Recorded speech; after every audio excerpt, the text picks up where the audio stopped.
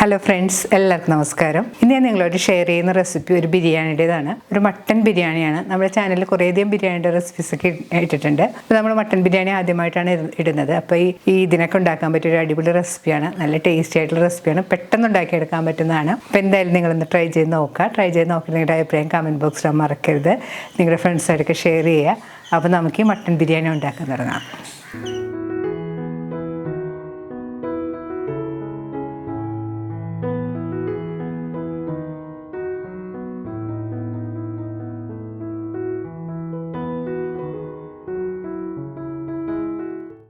ബിരിയാണി ഉണ്ടാക്കാനായിട്ട് ഞാൻ എടുത്തിരിക്കുന്നത് 1 കിലോ മട്ടനാണ്. മട്ടൻ കുറച്ച് വലിയ കഷ്ണങ്ങളായിട്ട് കട്ട് ചെയ്തെടുത്തതിന് ശേഷം നല്ലതുപോലെ കഴുകി വെള്ളമെല്ലാം കളഞ്ഞു വെച്ചിട്ടുണ്ട്.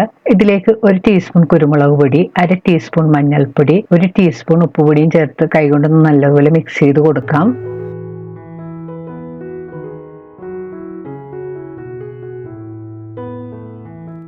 ഞാനിവിടെ എടുത്തിരിക്കുന്നത് എല്ലോട് കൂടിയുള്ള മട്ടൻ കഷ്ണങ്ങളാണ്. നല്ലതുപോലെ മിക്സ് ചെയ്തെടുത്ത മട്ടൻ കുറച്ച് സമയം നമുക്ക് മാറ്റി വെക്കാം. അരമണിക്കൂർ ഉപ്പെല്ലാം പിടിച്ചു കിട്ടാനായിട്ട് മാറ്റി വെക്കുന്നത് നല്ലതാണ്. ബിരിയാണിക്ക് ആവശ്യമായ റൈസാണിത്. ഞാനിവിടെ എടുത്തിരിക്കുന്നത് കൈമ അരിയാണ്. അരി നിങ്ങളുടെ ഇഷ്ടത്തിനനുസരിച്ച് എടുക്കാം കേട്ടോ.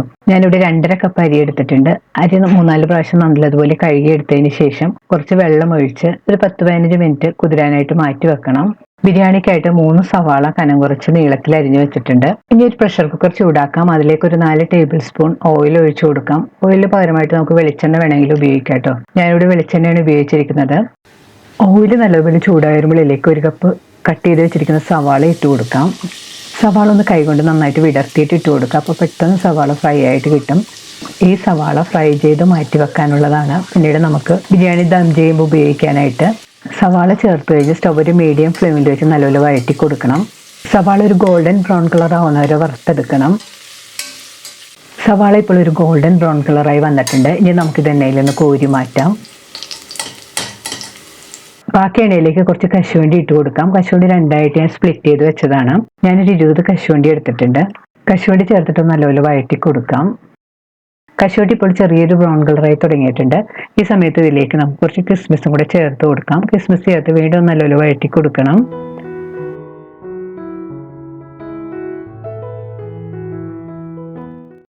ഇപ്പോൾ കശുവണ്ടി കിസ്മിസും ഒക്കെ നല്ലപോലെ മൂത്ത് വന്നിട്ടുണ്ട്. ഇനി നമുക്ക് എണ്ണയിൽ നിന്ന് കോരി മാറ്റാം.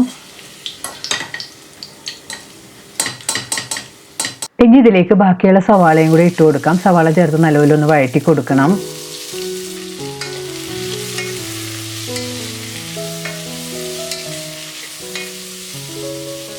സവാള വഴറ്റുന്ന സമയത്ത് എണ്ണ കുറവാണെന്ന് തോന്നുകയാണെങ്കിൽ നമുക്ക് ഇതിലേക്ക് കുറച്ച് എണ്ണയും കൂടി ഒഴിച്ചു കൊടുക്കാം.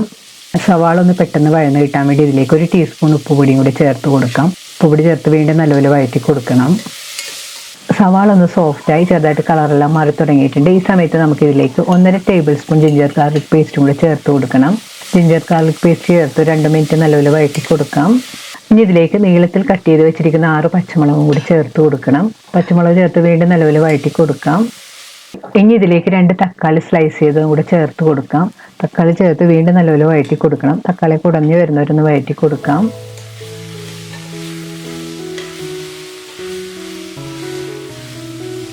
തക്കാളിയൊക്കെ നല്ലപോലെ ഉടഞ്ഞു വന്നിട്ടുണ്ട്. ഇനി ഇതിലേക്ക് 1.5 ടീസ്പൂൺ മുളക് പൊടി, 1/2 ടീസ്പൂൺ മഞ്ഞൾപ്പൊടി, 1 ടേബിൾ സ്പൂൺ ഗരം മസാലപ്പൊടി, 1/2 ടീസ്പൂൺ പെരിഞ്ജീരകപ്പൊടി, 1 ടീസ്പൂൺ മല്ലിപ്പൊടിയും കൂടി ചേർത്ത് കൊടുക്കാം. ഇവ ചേർത്ത് വീണ്ടും നല്ലപോലെ ഒന്ന് വഴറ്റി കൊടുക്കാം. പൊടികളുടെ പച്ചമണം ഒന്ന് മാറി വരുന്നവരെ നന്നായിട്ട് വഴറ്റി കൊടുക്കാം. മസാലപ്പൊടിയുടെ പച്ചമണമെല്ലാം മാറി നന്നായിട്ട് എണ്ണയെല്ലാം തെളിഞ്ഞ് വന്നിട്ടുണ്ട്. ഈ സമയത്ത് നമുക്ക് ഇതിലേക്ക് ചോപ്പ് ചെയ്ത് വെച്ചിരിക്കുന്ന മല്ലിയിലയും പുതിനയിലയും കൂടി ചേർത്ത് കൊടുക്കണം. മല്ലിയില ഞാൻ 1/2 കപ്പും പുതിനയില 1/4 കപ്പുമാണ് ചേർത്തിരിക്കുന്നത്. പുതിനയില കുറച്ച് ചേർത്താൽ മതി. ഇലകളെല്ലാം ചേർത്തിട്ട് വീണ്ടും നല്ലപോലെ വഴറ്റി കൊടുക്കാം. ഇനി ഇതിലേക്ക് 1/4 കപ്പ് തൈരും കൂടി ചേർത്ത് കൊടുക്കണം. തൈര് ചേർത്ത് 2-3 മിനിറ്റ് നല്ലപോലെ വഴറ്റി കൊടുക്കണം. തൈര് ചേർത്ത് 2-3 മിനിറ്റ് നല്ലപോലെ വഴറ്റിയതിന് ശേഷം ഇതിലേക്ക് മാരിനേറ്റ് ചെയ്ത് വെച്ചിരിക്കുന്ന മട്ടൻ കഷ്ണങ്ങൾ ചേർത്ത് കൊടുക്കാം. മട്ടൻ ചേർത്ത് നല്ലപോലെ മിക്സ് ചെയ്ത് കൊടുക്കണം. മസാലയെല്ലാം മട്ടനിൽ പിടിക്കുന്നവരെ നല്ലപോലെ മിക്സ് ചെയ്ത് കൊടുക്കാം. ഇപ്പോൾ മസാല എല്ലാം മട്ടനിൽ നന്നായിട്ട് പിടിച്ചു വന്നിട്ടുണ്ട്. ഈ സമയത്ത് നമുക്ക് ഇതിലേക്ക് പാകത്തിനുള്ള വെള്ളം ചേർത്ത് കൊടുക്കാം. ഇതിലേക്ക് ഞാൻ 1/2 കപ്പ് വെള്ളം ചേർത്ത് കൊടുത്തിട്ടുണ്ട്. മട്ടൻ ആയതുകൊണ്ട് നമ്മൾ അധികം വെള്ളം ചേർക്കേണ്ട ആവശ്യമില്ല. മട്ടൻ പെട്ടെന്ന് വെന്ത് കിട്ടും. വെള്ളമെല്ലാം ചേർത്ത് നല്ലപോലെ മിക്സ് ചെയ്ത് കൊടുക്കണം. മസാല ഒന്ന് ടേസ്റ്റ് ചെയ്ത് നോക്കിയിട്ട് ഉപ്പ് കുറവാണെങ്കിൽ പാകത്തിനുള്ള ഉപ്പെല്ലാം ചേർത്ത് കൊടുക്കണം കേട്ടോ. ഇനി കുക്കർ മൂടി ഒരു 3-4 വിസിൽ വരുന്നവരെ ഒന്ന് വേവിച്ചെടുക്കണം. അല്ലെങ്കിൽ മട്ടൻ പാകത്തിന് വേവിച്ചെടുക്കുക. മട്ടൻ ആയതുകൊണ്ട് പെട്ടെന്ന് വെന്ത് കിട്ടും. ഇപ്പോൾ കൂടുതൽ ഓവറായിട്ട് കുക്കായി പോകരുത്. മട്ടൻ പാകമായി വരുന്ന സമയം കൊണ്ട് നമുക്ക് ഇതിന്റെ ചോറ് റെഡിയാക്കാം. അതിനായിട്ട് ഞാനിവിടെ ഒരു പാൻ ചൂടാക്കാൻ വെച്ചിട്ടുണ്ട്. പാൻ ചൂടായിരുമ്പോൾ ഇതിലേക്ക് 3 ടേബിൾ സ്പൂൺ നെയ്യ് ഒഴിച്ചു കൊടുക്കാം. നെയ്യ് നല്ലപോലെ ചൂടായിരുമ്പോൾ സ്റ്റവ് ഒരു മീഡിയം ഫ്ലെയിമിലേക്ക് വെച്ചതിന് ശേഷം ഇതിലേക്ക് 2 ചെറിയ കഷ്ണം പട്ട, 6 ഗ്രാമ്പ്, 6 ഏലക്കയും ഇട്ട് പൊട്ടിക്കണം. സ്പൈസസ് എല്ലാം നല്ലതുപോലെ പൊട്ടി വന്നിട്ടുണ്ട്. ഇതിലേക്ക് നമുക്ക് കുതിർത്ത് വെള്ളമെല്ലാം കളഞ്ഞു വെച്ചിരിക്കുന്ന അരി ചേർത്ത് കൊടുക്കാം. ഞാൻ അരി ഒരു 15 മിനിറ്റ് കുതിർത്ത് വെച്ചതിന് ശേഷം വെള്ളമെല്ലാം കളഞ്ഞു എടുത്തതാണിത്. അരി ചേർത്ത് നല്ലപോലെ മിക്സ് ചെയ്ത് കൊടുക്കാം. അരി ചേർത്ത് ഒരു 5 മിനിറ്റ് ഒരു മീഡിയം ഫ്ലെയിമിൽ വെച്ച് നന്നായിട്ട് വഴറ്റി കൊടുക്കണം. അരി ചേർത്ത് ഒരു 5 മിനിറ്റ് നല്ലപോലെ വഴറ്റിയതിന് ശേഷം ഇതിലേക്ക് നമുക്ക് പാകത്തിനുള്ള വെള്ളം ചേർത്ത് കൊടുക്കാം. നമ്മളിപ്പോൾ ഇവിടെ എടുത്തിരിക്കുന്ന 2.5 കപ്പ് അരിയാണ്. ഞാൻ ഇതിലേക്ക് 5 കപ്പ് ചൂടുവെള്ളം ചേർത്ത് കൊടുക്കുന്നുണ്ട്. വെള്ളം ചേർത്ത് നല്ലപോലെ മിക്സ് ചെയ്ത് കൊടുക്കാം.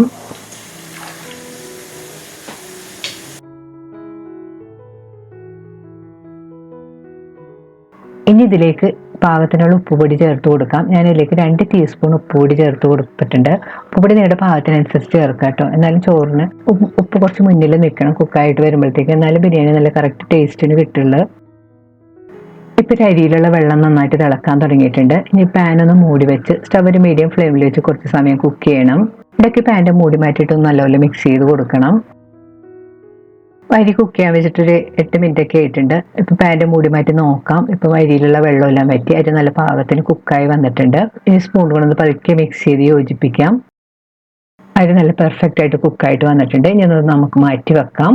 സ്റ്റവ് ഓഫ് ചെയ്തിട്ട് കുക്കറിൻ്റെ സ്റ്റീം എല്ലാം പോയിട്ടുണ്ട്. ഇനി നമുക്ക് തുറന്ന് നോക്കാം. തുറന്നതിന് ശേഷം നല്ലപോലെ മിക്സ് ചെയ്ത് നോക്കണം. ഇനി മട്ടൻ പാകത്തിന് കുക്കായിട്ടുണ്ടോ എന്ന് നോക്കണം. ഇപ്പോൾ മട്ടനെല്ലാം നല്ല പാകത്തിന് കുക്കായി വന്നിട്ടുണ്ട്. കുക്കായിട്ടില്ലെങ്കിൽ കുറച്ച് സമയം കൂടെ മൂടി വെച്ച് കുക്ക് ചെയ്താൽ മതി. വീണ്ടും സ്റ്റവ് ഓൺ ചെയ്തതിന് ശേഷം കുക്കർ സ്റ്റവിൽ വെച്ച് ഇതിൻ്റെ ഗ്രേവി കുറച്ച് വറ്റിച്ചെടുക്കണം. ഇപ്പോൾ മട്ടനിലുള്ള ഗ്രേവി എല്ലാം കുറുകി വന്നിട്ടുണ്ട്. കുറച്ച് ഗ്രേവിയോടെ വേണം നമ്മൾ എടുക്കാനായിട്ട്. ഈ സമയത്ത് നമുക്ക് സ്റ്റവ് ഓഫ് ചെയ്ത് ഇത് മാറ്റി വെക്കാം. ബിരിയാണിക്കുള്ള ചോറും മസാലയും റെഡി ആയിട്ടുണ്ട്. ഇനി നമുക്കിത് എങ്ങനെയാണ് ദം ചെയ്യുന്നതെന്ന് കാണിച്ചു തരാം. ബിരിയാണി ദം ചെയ്തെടുക്കാനായിട്ട് ഞാനിവിടെ ഒരു പാൻ എടുത്ത് വെച്ചിട്ടുണ്ട്. ഇതിലേക്ക് നമുക്ക് റെഡിയാക്കി വെച്ചിരിക്കുന്ന മസാലയിൽ നിന്ന് പകുതി ഭാഗം ഇട്ട് കൊടുക്കാം.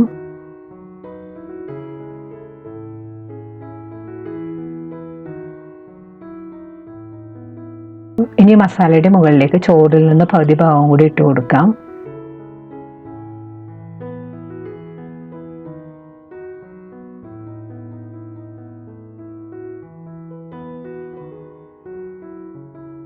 ഈ ചോറിൻ്റെ മുകളിലേക്ക് വറുത്ത് വെച്ചിരിക്കുന്ന സവാളയും കശുവണ്ടിയും കിസ്മിസും മല്ലിയിലയും ഇട്ട് കൊടുക്കാം.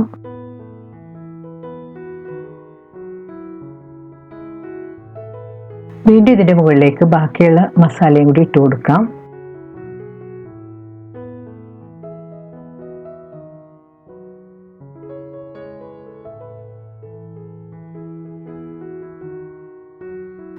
ഇനി ഇതിൻ്റെ മുകളിലേക്ക് ബാക്കിയുള്ള ചോറും കൂടി ഇട്ട് കൊടുക്കാം.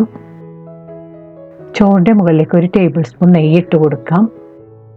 ഇങ്ങനെ നെയ്യ് ചേർക്കുമ്പോൾ ബിരിയാണിക്ക് നല്ലൊരു ടേസ്റ്റ് നല്ലൊരു മണവും കിട്ടും.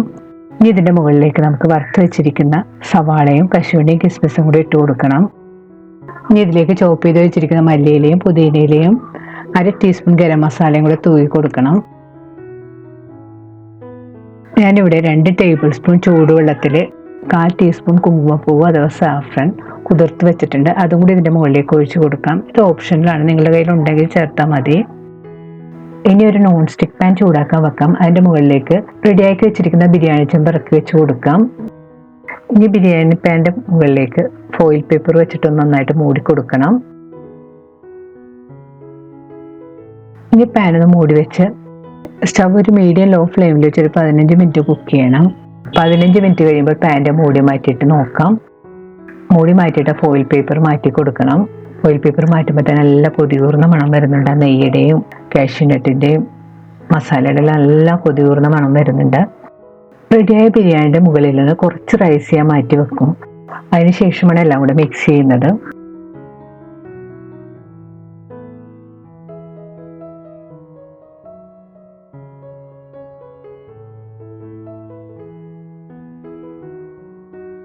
ഇനി റെഡിയായ ബിരിയാണി നമുക്ക് പ്ലേറ്റിലേക്ക് മാറ്റാം. വളരെ പെട്ടെന്ന് ഉണ്ടാക്കിയെടുക്കാൻ പറ്റുന്ന നല്ല ടേസ്റ്റി ആയിട്ടുള്ള ബിരിയാണിയാണിത്. അപ്പോൾ എന്തായാലും നിങ്ങളൊന്ന് ട്രൈ ചെയ്ത് നോക്കുക. ട്രൈ ചെയ്ത് നോക്കി നിങ്ങളുടെ അഭിപ്രായം കമൻറ്റ് ബോക്സിൽ മറക്കരുത്. നിങ്ങളുടെ ഫ്രണ്ട്സായിട്ടൊക്കെ ഷെയർ ചെയ്യുക. വീണ്ടും ഇതുപോലെ സിമ്പിളും ടേസ്റ്റിയുമായിട്ടുള്ള റെസിപ്പി ആയിട്ട് നമുക്ക് കാണാം. താങ്ക്